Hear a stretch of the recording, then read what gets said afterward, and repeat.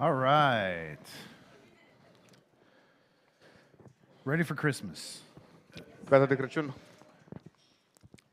Well, Merry Christmas. We're going to talk about sin. Crăciun fericit! Păcat! Yay! Lord help us. Doamne ajută!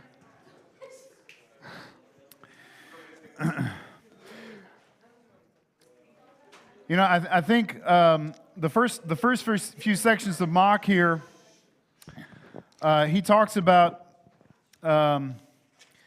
false views of sin, and I don't know that too many of these are terribly relevant today. Moc vorbește aici în prima parte despre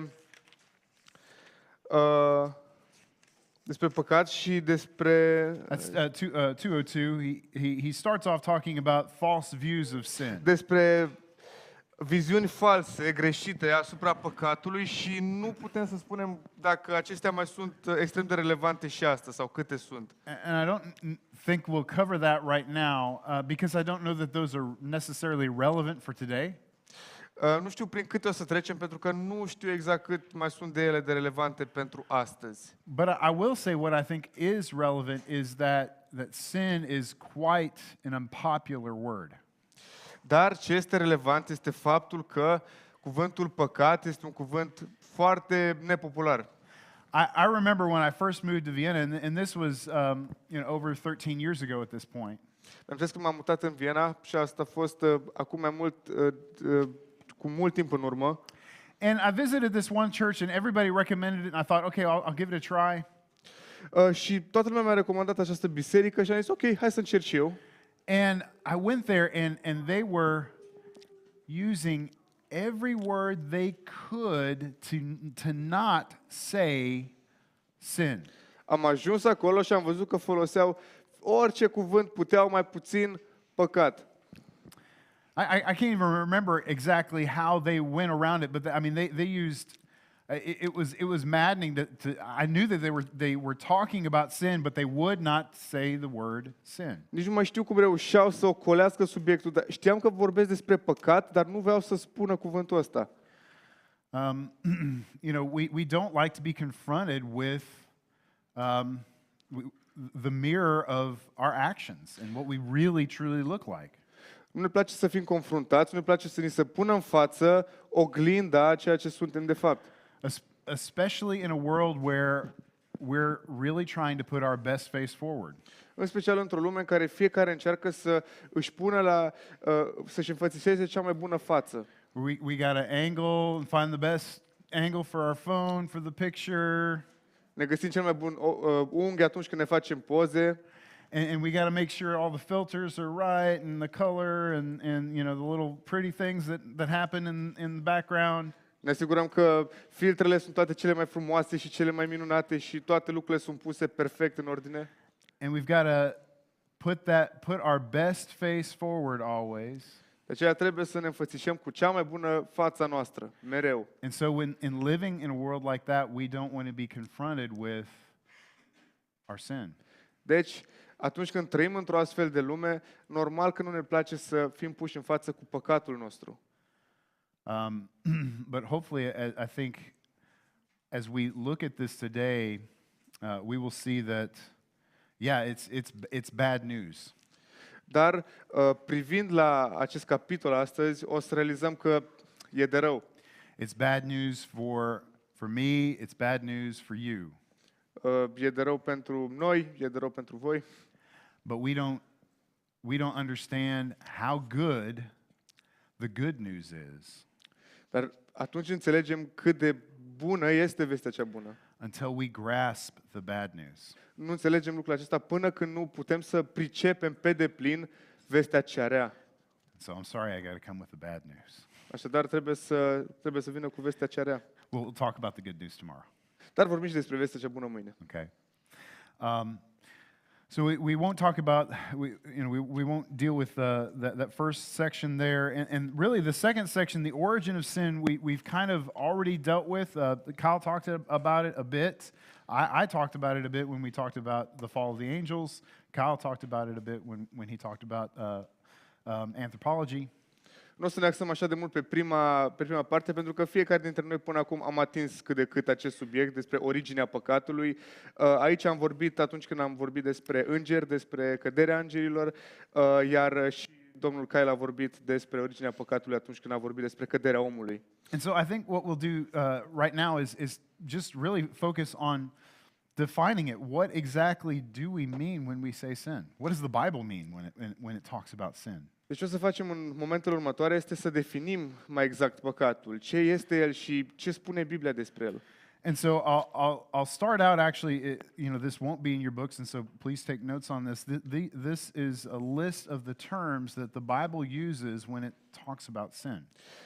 Acum și lucrul acesta nu se găsește în cărțile voastre, de aceea o să vă rog să vă luați notițe. O listă cu nume pe care Biblia le folosește pentru a desemna acest concept de păcat. And then when we're done with that, we will pick up in the book in page 205. Apoi, după ce terminăm cu lucrul acesta, o să rezumăm citirea cărții de la pagina 205. And so first, Old Testament terms for sin. În primul rând, termeni din Vechiul Testament pentru păcat. The first one is chata, Primul este chata, and it's the most common one, and it conveys this idea. We've all heard that sin means missing the mark. și este cel mai, poate des folosit, cel mai cunoscut și transmite această idee a păcatului ca concept, ca ceva care ratează ținta. And this word in Hebrew is related to the most common word in Greek, and it means to miss the mark. Oh, okay, sure.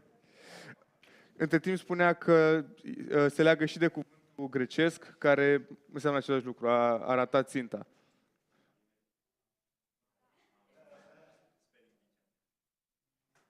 Chata.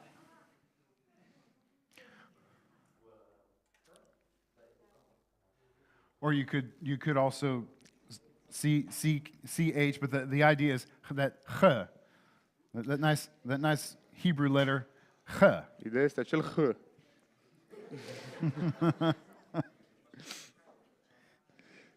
Sounds ugly, but one of the most beautiful words in all of Scripture, if I can remember it, is chesed. Unul dintre cele mai frumoase cuvinte este chesed. And that's God's loving kindness, his really what equates to the best word in Hebrew for grace. Și lucrul acesta se apropie cât mai mult de un echivalent pentru har și vorbește despre iubirea și bunătatea lui Dumnezeu. But this chata, that's sin. That means not making the standard. It's off standard. Acest chata se referă la păcat și presupune a nu ajunge la standard. It's off measure. Este pe lângă măsură. And so, we see this, for instance, in Lamentations 5:7. Vedem, de exemplu, lucrul acesta în Plângeri 5:7. Our fathers sin and are no more, and we bear the iniquities. Părinții noștri au păcătuit și Lamentations, 5:7. so right after Jeremiah. Da, îmi spune, părinții noștri care au păcătuit nu mai sunt, iar noi le purtăm păcatele. And so they have missed the mark. They're off the standard. Ei au ratat ținta și au depășit, nu au atins acel standard. Okay. And so that's one of the most common words. Again, both in Hebrew, but then a similar word in Greek also means off mark, off standard. Deci acesta este unul dintre cele mai folosite. Atât în evreiește cât și în grecește există un cuvânt asemănător care desemnează acest concept de a rata ținta, de a nu ajunge la standard. And so what is our standard biblically? Și atunci, din punct de vedere biblic, care ar fi standardul nostru? Christ, exactly. God the Son. He is our standard. Isus este standardul nostru. And so when we realize that I mean it's near into impossible for us to make the standard. Și atunci, când realizăm lucrul acesta, când realizăm cine este standardul nostru, ne este imposibil să ajungem la el. And that is another thing about that word, that is something that we see, we can measure that, we can see that. Un alt aspect legat de acest cuvânt este că îl putem măsura, putem să vedem plinătatea lui. The standard is something outside of us, and we can notice, we can see when we miss that standard. Standardul nostru se află, bineînțeles, în exteriorul nostru și îl putem observa și putem să vedem când ratăm acel standard și când nu ne conformăm cu el. So the next word is the word, let me see, pasha. Următorul Pasha. cuvânt, pașa.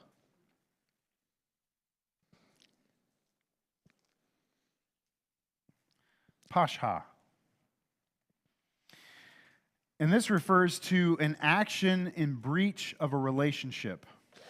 Și aceasta se referă la o acțiune ca o piedică împotriva unei relații, într-o relație. Something akin to rebellion.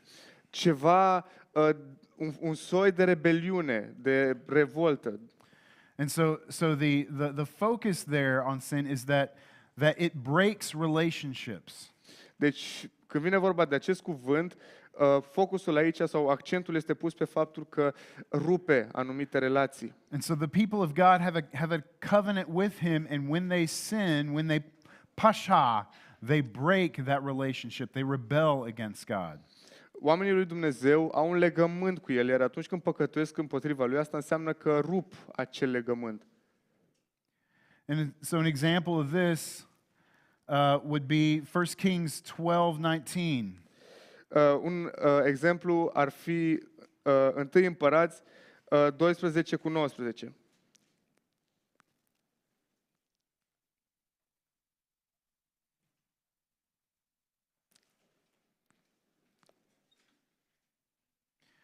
And this is on the sense of a human relationship, human to human relationship. So Și aici vorbim despre o relație interumană între mai mulți oameni. somebody want to read that for us? So, 1 Kings 12:19. Deci, 1 Împărați 12:19. All right. So we see that Israel has broken that relationship with the house of David. Deci vedem că Israel a rupt acea legătură cu casa lui David. The northern kingdom and the southern kingdom, they've split. Împărăția de nord și împărăția de sud s-au despărțit. They are in rebellion. Sunt în rebeliune, am putea spune. And so their decisions led to a split in the relationship. Deci deciziile lor au dus la o astfel de rupere a legăturilor, a relațiilor. And so sin also, the pasha also breaks relationships. Așadar, acest păcat, pașa denumit el, reprezintă această rupere a relațiilor ca efect. The next word that we see is ava. Următorul este ava. Ava.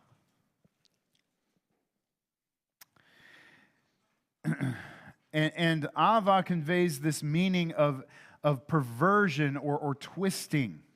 Și sensul acestui cuvânt este de pervertire, de schimbare într-un mod negativ. And its relation to sin and its effects as doing deliberate wrongdoing. Și se referă la acea calitate a păcatului de a face rău într-un mod intenționat. And so an example of this would be Isaiah 24:1. Un exemplu ar fi Isaia 24:1.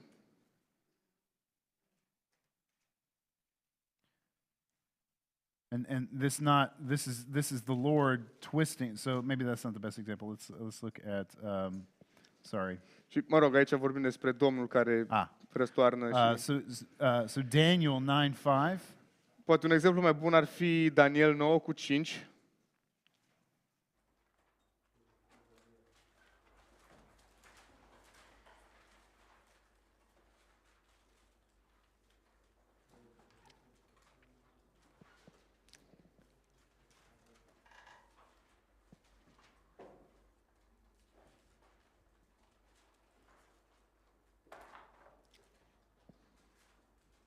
Noi am păcătuit, am săvârșit nelegiuire, am fost răi și îndărăt, nici n-am abătut de la poruncile și rânduirile tale. Yeah, so they have done wrong. They have acted wickedly. Au păcătuit și au Ava. săvârșit nelegiuire. Asta este ava. Okay. So this twisting, it's a deliberately doing wrong. Deci este vorba despre a face rău în mod intenționat și de a perverti ordinea lucrurilor. The next word is shaga. Următorul cuvânt,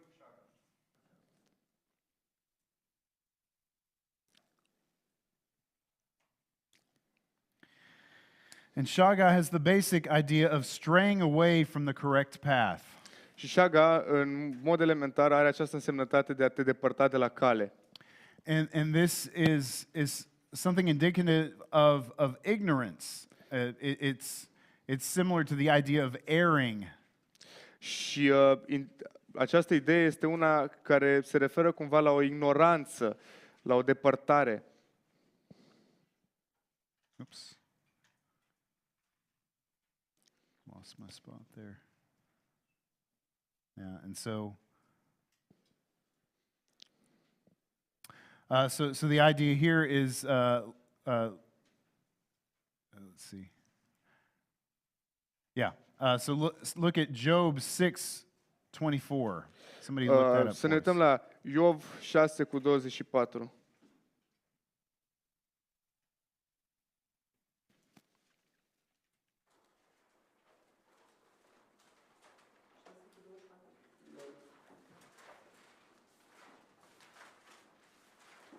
Învățați-mă și voi tăcea, faceți-mă să înțeleg în ce am păcătuit. And so make me understand how I have gone astray, shaga. În traducerea lor spune, învață-mă cum am depărtat de cale, șaga. And so they have gone off from the path. They've erred. Deci toți s-au depărtat de cale și au luat-o spre o rătăcire. And the final word that's used is rasha. Și ultimul cuvânt este Russia, not that Russia. You know, and you might think, oh well, gosh, that's interesting. They all rhyme. Gândiți, ce interesant, toate rimează. But you also have to understand that vowels can change according to the context. Dar trebuie să înțelegeți că silabele se pot schimba în funcție de context. So it's the consonants that keep the root Deci atunci rămâne că consoanele țin rădăcina. in Hebrew, and so those words might look vastly different in different contexts. Deci acele cuvinte ar putea să arate destul de diferit în contexte diferite. But so this last one is to be wicked or act wickedly. Ultimul se referă la a avea acea răutate și de a te comporta într-un mod rău, plin de răutate. And so the example here is 2 Samuel 2:22. Și un exemplu aici este 2 Samuel 2:22.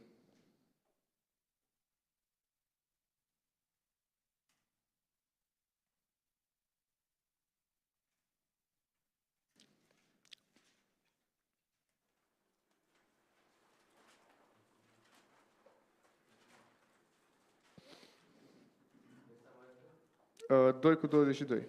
2:22, right? Abner a zis iarăși lui Asael, abate-te dinapoi a mea, pentru ce te lovești și te trântezi la pământ. Cum voi ridica apoi fața înaintea fratelui tău Ioab? And so this idea of acting wickedly or departing has this idea, it's the opposite of being faithful. Deci această idee a face rău, de a te depărta de la bine, este opusul ideii de a rămâne credincios. And so those are the Old Testament words for sin. Deci acestea sunt cuvintele pe care Vechiul Testament le folosește pentru păcat. As I mentioned earlier, the most common New Testament word is harmatia. După cum am spus și mai devreme, cel mai des întâlnit în Noul Testament este Armania. Do you want me to write these down as well? Yes, okay. So O-T-N-T, harmatia. Is it an R? Where we go? Hamartia, yeah. Harmartia is where we get the term harmartiology, the study of sin. Este de unde luăm termenul de harmarteologie. And like we said, it's very similar to kata, this idea of being off the mark. Și este foarte asemănător cu kata, acel termen din Vechiul Testament care se referea la a fi pe lângă țintă, a rata ținta. Second word, paraptoma, Al doilea cuvânt, paraptoma. Yo. Okay.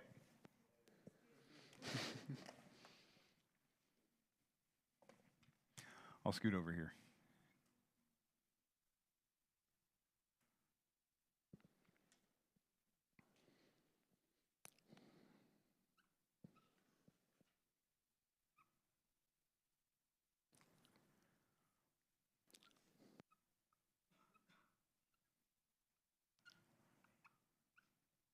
Better?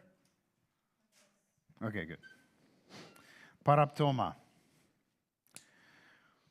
So this this is the term for error or blunder. Folosim acest termen atunci când pentru a desemna eroarea, But has a stronger moral connotation. dar are și o conotație morală ceva mai puternică. So example of this is Ephesians 2:1. Vedem această conotație în Efeseni 2:1, un exemplu.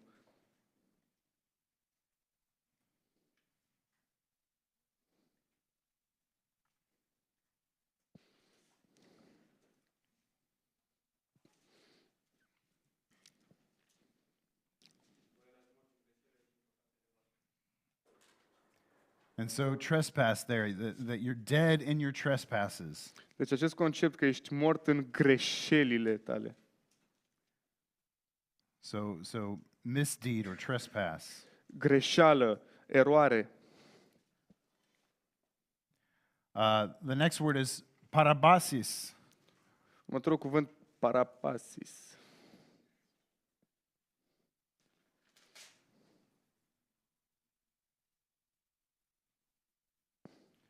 Parabasis.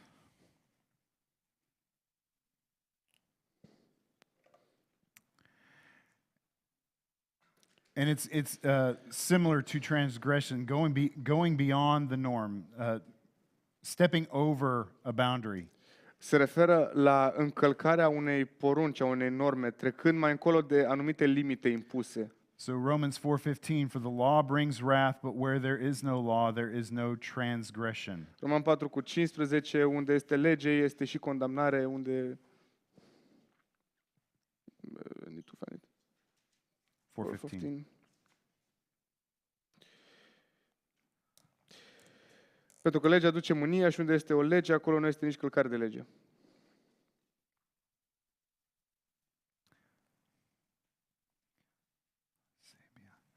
The next one is asebia.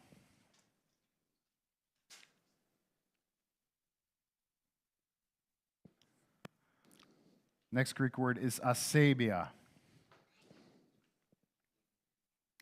And this is one of the most strong New Testament words. Și acest asebia este unul dintre cele mai puternice astfel de cuvinte folosite. And în it Noul implies Testament. active ungodliness. Și se referă la un comportament lipsit de Dumnezeu, nepăsător, într-un mod repetat, activ.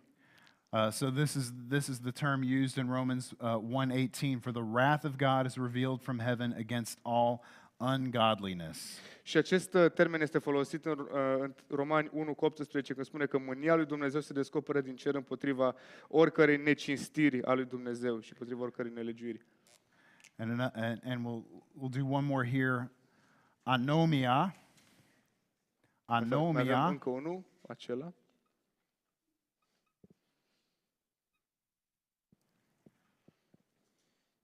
Noma is law. Anomia, lawless. Noma înseamnă lege și anomia, bineînțeles, înseamnă atunci fără lege, So lawlessness. nelegiuire.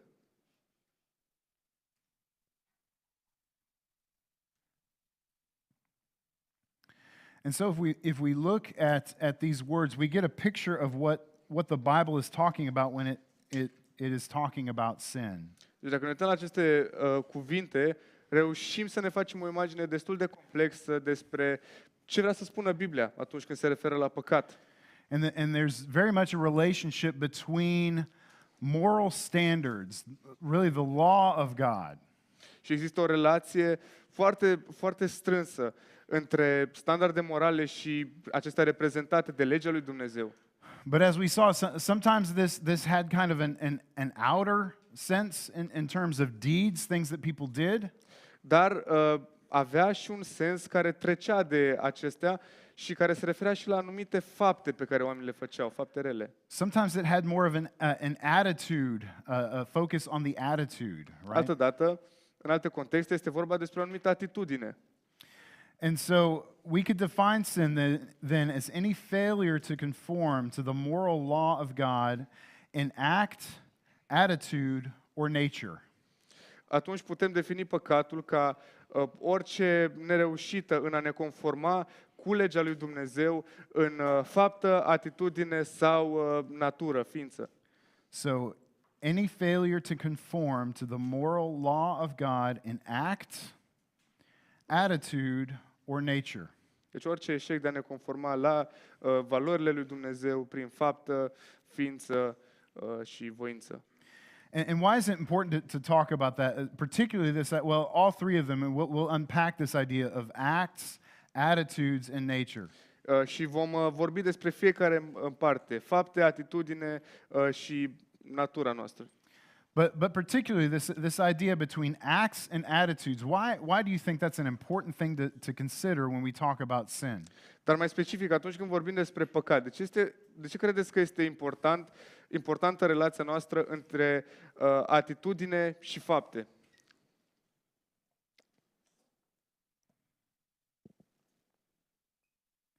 Do you get what we're getting at? What's the difference between acts and attitudes? Înțelegeți care este diferența între fapte și atitudini și Sin maybe unknowingly, or you make mistakes unknowingly, but when your attitude is like, I don't know, careless about it and not, like you don't care if you knowingly you sin, then I think it's worse because you're in a state of like getting yourself deliberately farther away from God. Right. Okay. Good. Good thought. Any other thoughts?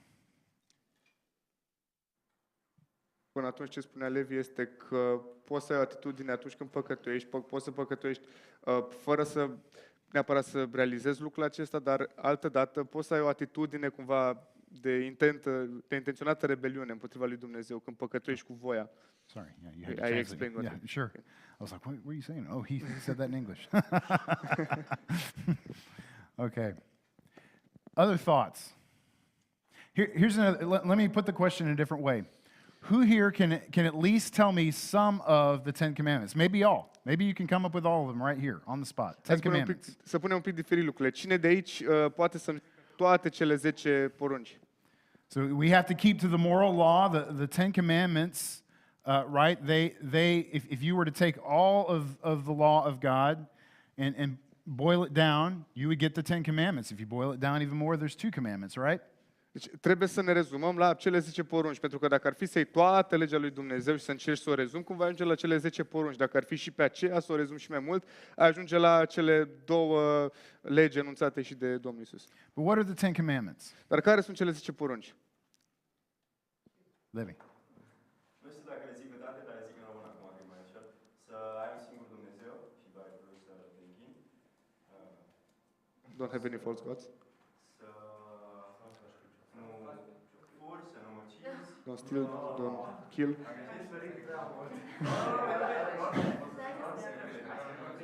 He didn't say them in order, but I don't know. Să nu poftești nevasta aproapele tău sau... Don't lust. Ziceți-mă voi care Te rog. To have one God. să nu-ți faci chip ciuplit. Don't make a false image. Să nu iei numele Domnului în deșert. Don't take God's name in vain. Și așa,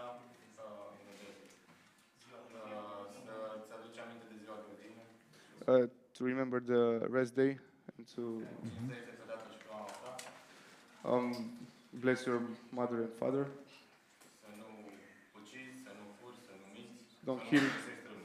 Don't kill, don't lie, don't steal. Don't no adultery.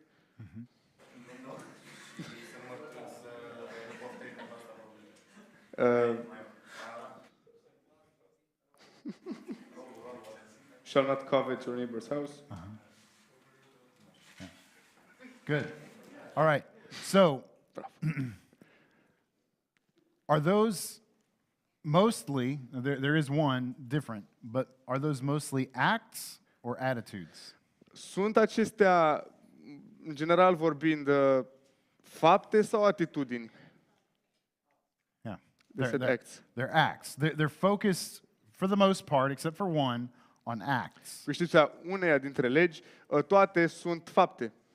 Now everybody turn to Matthew chapter 5. Acum toată lumea se deschide la Matei, capitolul 5.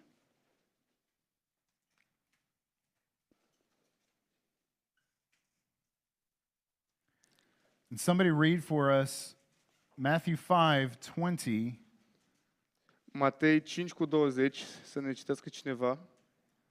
Through 22. Până la 22. Spun că dacă neprihănirea voastră nu va întrece neprihănirea cărturarilor și a fariseilor, cu niciun chip nu veți intra în împărăția cerurilor. La 22. Până la 22. Sorry, I meant 21 through 20. 21 through 22. Ați auzit că s-a scris celor din vechime să nu uciți, oricine va ucide va cădea sub pedeapsa judecății. Dar eu vă spun că oricine se mânie pe fratele său va cădea sub pedeapsa judecății și oricine va zice fratelui său prostule va cădea sub pedeapsa lui, iar oricine îi va zice nebunule va cădea sub pedeapsa focului ghetic. Okay. So what here is Jesus doing? What's Jesus talking about? Ce face Iisus aici? Despre ce vorbește El? Care e ideea Lui? What's that? What's the idea? What is Jesus teaching on right here in this is the Sermon on the Mount. What is Jesus teaching about? Acesta este predica de pe munte, despre ce predică El. Or in other words, Jesus asks the question, you have heard it said that you shall not murder. Where's he getting that? Sau mai bine spus, Iisus zice aici, ați auzit că s-a zis celor din vechime, dar de unde ia El ce s-a zis? De unde știe lucrurile astea? Yeah, the law, right? Ten Commandments. Yeah, he's getting that from the Ten Commandments. Okay? But then he says, but I say to you that everyone who is angry with his brother will be liable to judgment. Dar apoi spune, dar eu vă spun că oricine se mânie pe fratele său va cădea sub pedeapsa judecății. So what is Jesus saying here? Deci ce spune Iisus aici? Is he focused on the act or is he focused on the attitude? Se axează pe fapte sau pe atitudine? Yeah, he's focused on the attitude. And so Jesus does this with several of the commandments in the Sermon on the Mount, right? Deci lucrul acesta face Iisus cu câteva dintre porunci în predica lui de pe munte. He takes the focus away not simply just from the act of sinning. Deci îndreaptă cumva accentul de pe efectiv înfăptuirea păcatului. But he points to the fact that sin starts with an attitude of the heart. Și îl mută și evidențiază faptul că păcatul începe cu atitudinea inimii. And so this is a really important distinction that Jesus makes here and that we need to understand when we're talking about sin. Deci este o distincție pe care o face Iisus aici și pe care trebuie să o înțelegem și noi atunci când vorbim despre păcat. Because like the Pharisees, we all can become great lawyers. Pentru că, precum farisei, și noi putem să ajungem mari avocați. And when we start talking about sin, that's exactly what we do, right? Și atunci când începem să vorbim despre păcat, tocmai asta facem. When we start talking about sin, we say, well, what if I do this, and this? Is that a sin? Și începem să ne gândim, păi dacă fac asta și asta la altă, este păcat? And so we start trying to define things so that we can figure out what we can get away with. Și începem să definim anumite lucruri ca să ne dăm seama cu ce putem scăpa, poate. because we focus on the outward act of sin. Pentru că noi ne uităm la cum arată păcatul din exterior, la înfățișarea lui externă. But what Jesus is teaching here is actually that even the outward acts of sin start with inward heart attitudes. Dar ce ne arată Iisus aici este că până și păcatele externe care se văd încep cu o atitudine interioară a inimii. And so that's why it's important that we make this distinction that sin is any failure to conform to the moral law of God in act and in attitude.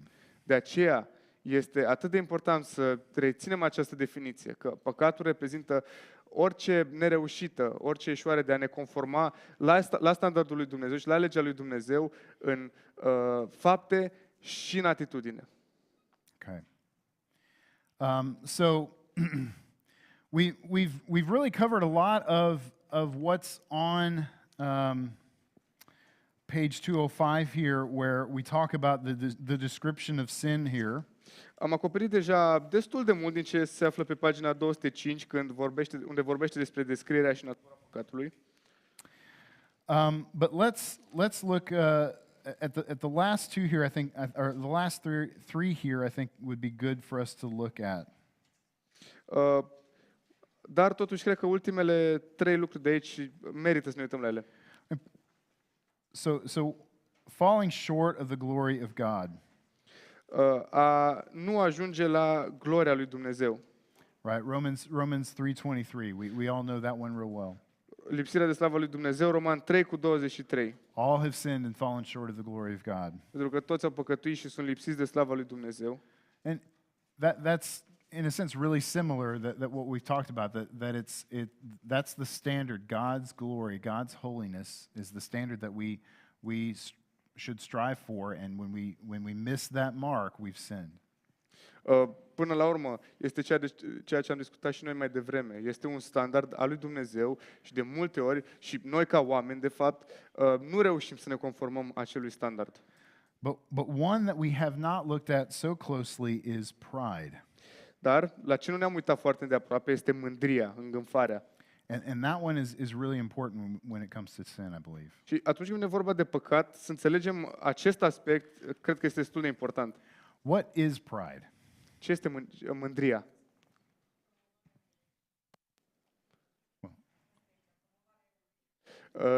The promotion of our self-esteem. Okay, promotion of ourselves. Okay, that's good. What else? What else can we say about pride? Ce altceva mai putem spune despre mândrie? Să te compari întotdeauna cu cel de lângă tine și să te crezi mai bun decât el. Comparing ourselves to the one beside us every time and to think we are better. Right, yeah. Yeah, that kind of conceit. And that can go two ways, actually. Comparing ourselves to others, right? Asta poate să meargă în două direcții. Ne comparăm pe noi cu ceilalți. That can go. Pride, in a sense, in that sense has two directions. Deci are două direcții. You can look at others and you can say, "Oh, okay, I'm doing pretty good here. I'm better than that guy over there and that lady over there. I'm doing pretty good." Te uiți la ceilalți din jurul tău și poți zice, mă descurc destul de bine, nu-s ca aia, nu-s ca aia. Or it can go the other direction. Sau poți să mergi în cealaltă direcție. Oh man, I'm not near good as a teacher as Kyle is. Nu voi fi niciodată la fel de bun precum e acel domn doctor Kyle. I'm not as good a leader. Nu sunt la fel de bun lider as Julian is. Precum Iulian. Oh, man. And so we can start comparing ourselves to others, and we can become depressed, right? Și ne putem compara cu alții și putem să devenim foarte triști. Depression is actually the flip side of pride. Și opusul mândriei este această formă de depresie.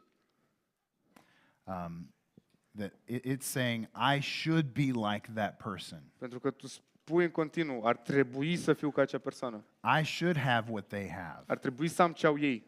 You see, it's really wanting what your neighbor has. Evident, este vorba despre a dori în continuu ceea ce vecinul tău, aproapele tău are. And so comparison can make us go into pride, making ourselves puffed up and thinking that we're better than others, Așadar, atunci când ne comparăm, lucrul acesta poate să ne facă fie să ne umflăm în pene și să considerăm că suntem mai buni decât restul lumii, or it can also make us depressed and make us think we're not worthy. sau poate să ne doboare, să ne aducă într-un stadiu al depresiei și să ne facă să credem că nu suntem vrednici, că nu suntem destul. Because we're not as good looking as this person, or we don't have as good a job as this person, or as much money as this person. Pentru că nu arătăm la fel de bine ca persoana cu tare sau că nu avem poziția pe care o are altcineva. Yeah, and so comparison can lead to pride either in a sense, not positive pride, but pride where we think we're better, or pride where we think we should have more. Așadar, comparația duce la două tipuri de mândrie. Mândria atunci care ne face să credem că suntem mai buni sau acea mândrie care ne face să credem că merităm mai mult. And pride, action or attitude? Și mândria, ce crede? Este o acțiune sau o atitudine?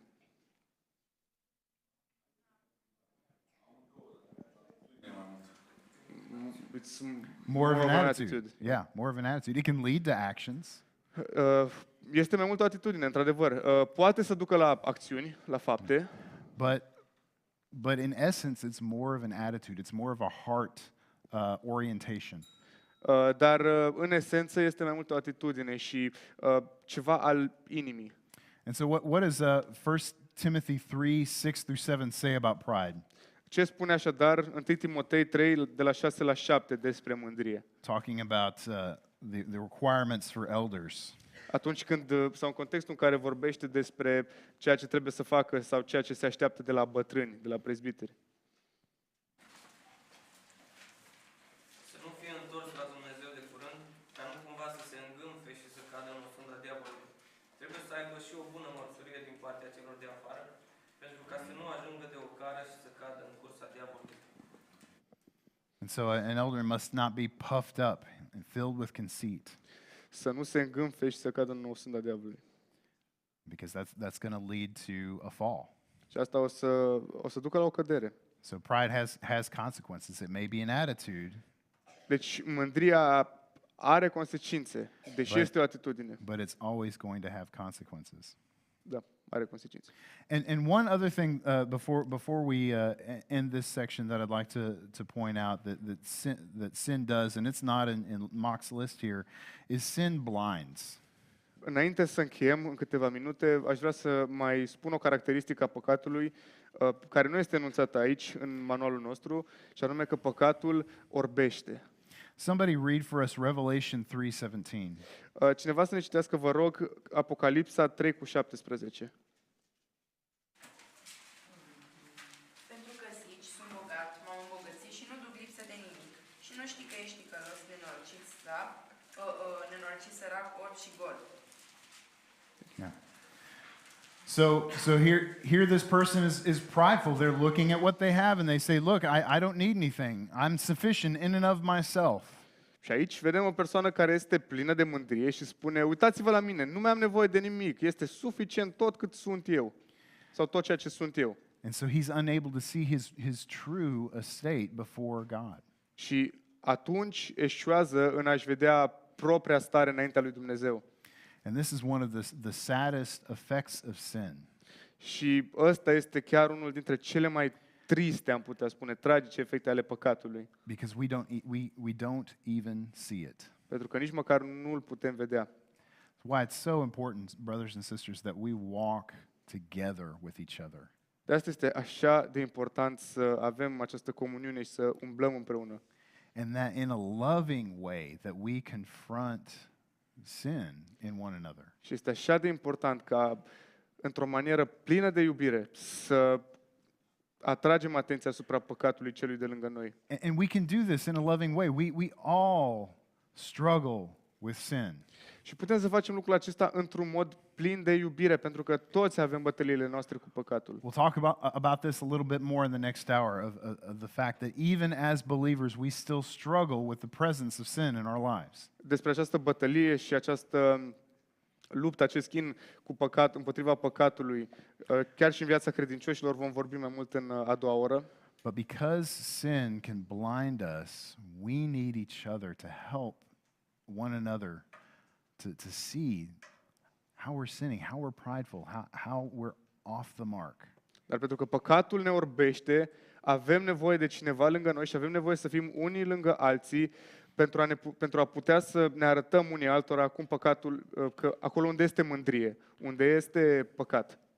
And so please, no matter what you're going through in life, I mean, there's everybody goes through seasons where they can, be more active and more with other Christians, but please don't ever get alone. Așa că, indiferent prin ce treceți, pentru că sunt momente, într-adevăr, în care vrem să ne depărtăm de lume și să fim singuri, dar orice ar fi, prin orice treceți, vă rog, nu vă înstrăinați, nu rămâneți singuri. I've had too many friends who have strayed from the path. A avut mult prea mulți prieteni care s-au îndepărtat de pe cale. And so please don't let yourself and don't let your brothers and sisters isolate themselves. Așa că vă rugăm, nu îi lăsați pe frații și surorile voastre să se autoizoleze. Okay. All right. Well, that's all I have for this hour. You're on break.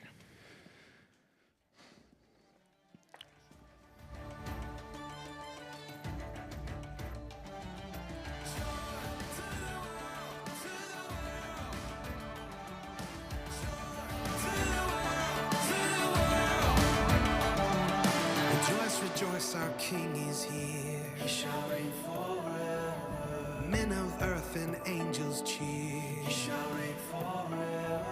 Glory right before our eyes. He shall reign forever. Majesty in a manger lies. He shall reign forever.